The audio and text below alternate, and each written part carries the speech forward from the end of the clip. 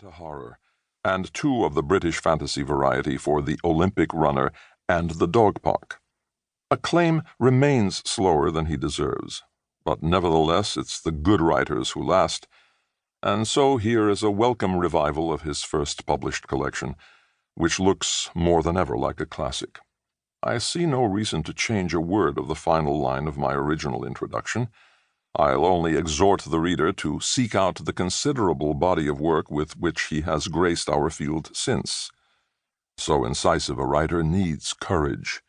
May it never desert him. Wallasey, Merseyside, 2nd February, 1999.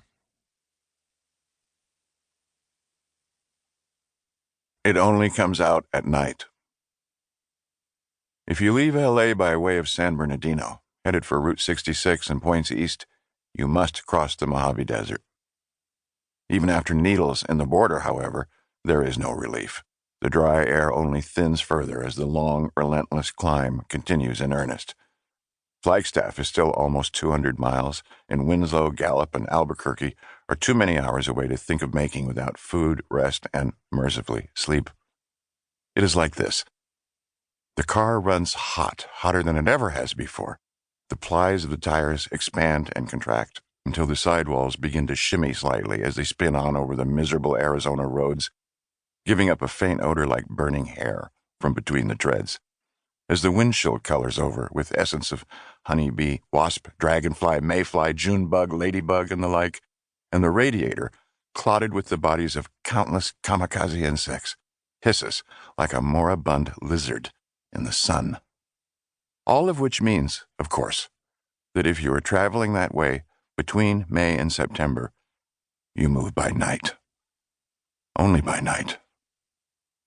For there are, after all, dawn check-in motels, do not disturb signs for bungalow doorknobs. There are diners for mid-afternoon breakfasts, coffee by the carton.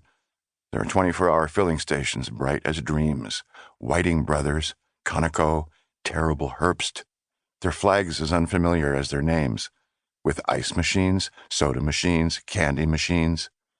And there are the sudden, unexpected rest areas, just off the highway, with brick bathrooms and showers and electrical outlets, constructed especially for those who are weary, out of money, behind schedule.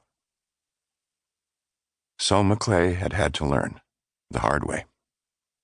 He slid his hands to the bottom of the steering wheel and peered ahead into the darkness, trying to relax. But the wheel stuck to his fingers like warm candy.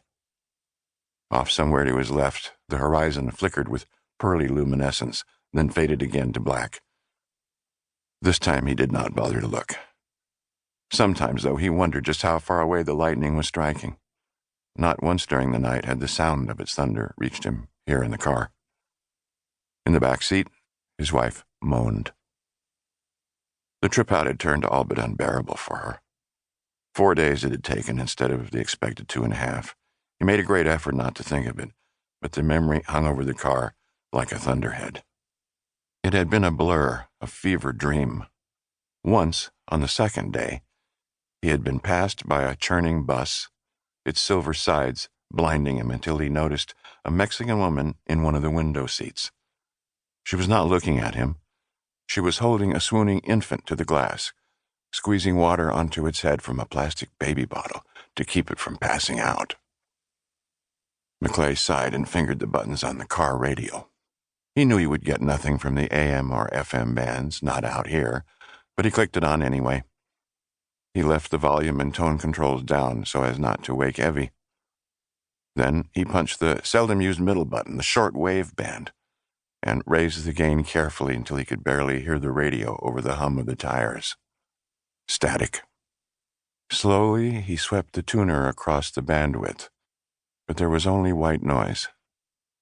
It reminded him a little of the summer rain yesterday, starting back, the way it had sounded, bouncing off the windows. He was about to give up when he caught a voice, crackling, drifting in and out. He worked the knob like a safecracker, zeroing in on the signal. A few bars of music, a tone, then the voice again. Greenwich Mean Time, then the station ID. It was the voice of America.